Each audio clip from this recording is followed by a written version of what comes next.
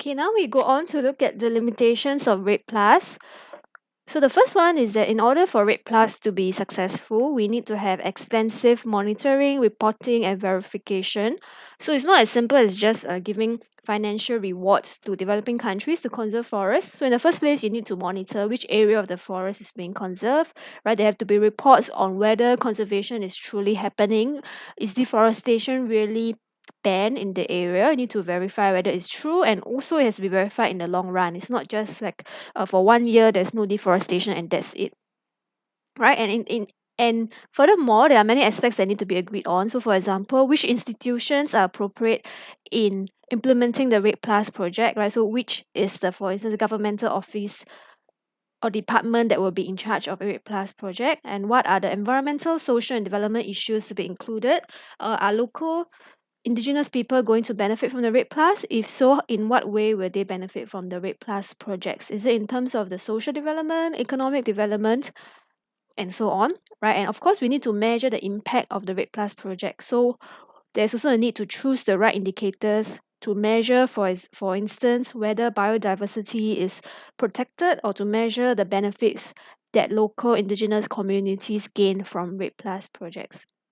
Okay, so REDD Plus project, in theory, it sounds great, but in reality, in implementation, it is a long drawn process with many different aspects that need to be worked out. But unfortunately, in many of these tropical countries, they tend to face a lot of internal problems because these countries generally are less developed. So they may face issues like corruption and so on. We will look at some of these internal issues in a while. Okay, so one is corruption, as mentioned. So REDD Plus proposals are open to abuse by corrupt politicians and illegal logging firms.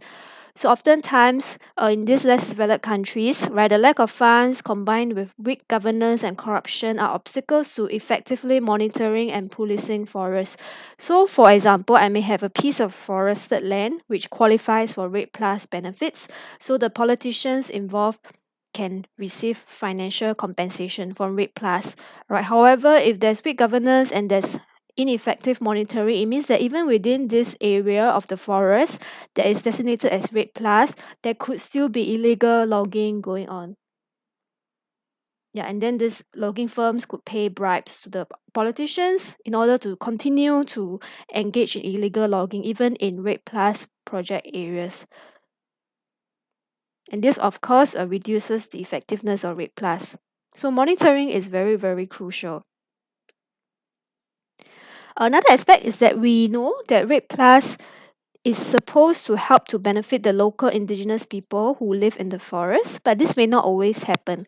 Okay, so in some of these countries, even though we have indigenous forest communities living in the forest, usually the forest or the trees belong to the government. So many NGOs fear that REDD Plus could result in increased land grabbing and forced evictions, where indigenous people are forced off the forest by governments and firms trying to capitalize on REDD Plus benefits. So this could happen because these indigenous people, they lack forest tenure rights, so they don't have the right to the forest land where they live in. So there is a concern that governments and firms, in order to gain from REDD Plus, because they get to receive the financial benefits, right? If they can prove that they are protecting the forested land. So what they do is that sometimes it could be a case where the governments would chase the indigenous people out of the land so that they can then register the land for REDD Plus benefits, and there will be no need to share these benefits with the indigenous people since they already been chased off the land. Okay, so this is a very serious concern. In Peru alone, REDD Plus puts 20 million hectares of indigenous territories at risk, for which the populations inhabiting the land have no legal recognition, they have no forest tenure rights. Okay, sometimes this conflict also happens because some indigenous group of people do not agree with putting a monetary value on the forest, right? To many indigenous groups, the forest is a sacred land, right? They don't believe in putting a monetary value to the forest. So sometimes indigenous people may also be against registering their forest for REDD Plus. But if the government wants to gain from the financial compensation, what the government can do, and sometimes the government does do, is to evict the indigenous people from their land and then register the land under REDD Plus. Okay, and then we know that even though REDD Plus is meant to help the local communities, unfortunately, this is rarely the case in reality. So, out of 144 projects that have been reviewed, only one project included proposal to benefit the indigenous people in terms of their rights and community management of forests. Yep. So, in terms of whether REDD Plus will really benefit the local communities, is still a question mark at the moment, right? And in some cases where evictions are happening, it may actually worsen the lives of local communities.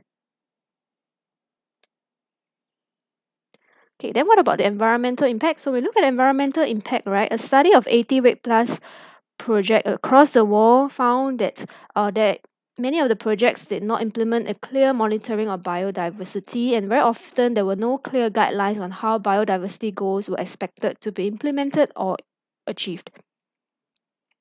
So even though REDD Plus, remember the plus is meant to conserve forests, conserve biodiversity in theory, but in reality, a lot of these projects are not very clear about how they are going to achieve that. Okay, and to make matters worse, there are actually many different definitions of what is a forest. So under REDD Plus, each government is allowed to handle their own definition of forest. So this is a very huge threat to biodiversity because some governments could then include plantations as forests. So they could define a forest as anywhere with trees. So a tree plantations will also count as a forest. And then this then means that governments and firms can misuse the definition of forest to reap the financial benefits of REDD Plus. So firstly, they clear the forested land and then they grow, let's say they grow oil palm plantation. So they can benefit from the oil palm plantation. At the same time, they register the plantation for REDD Plus and they also earn from the financial benefits of REDD Plus.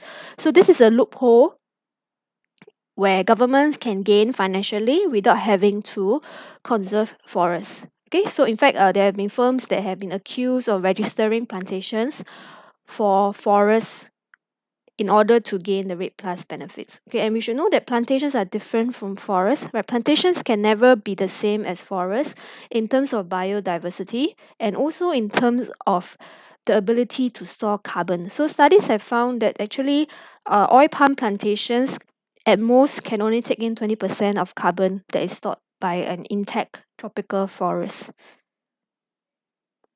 Okay, so here are of course all the different limitations of REDD Plus. I would like you to go back and read it on your own. It's not so easy to understand. So if you have any other questions, you can ask in the quiz later.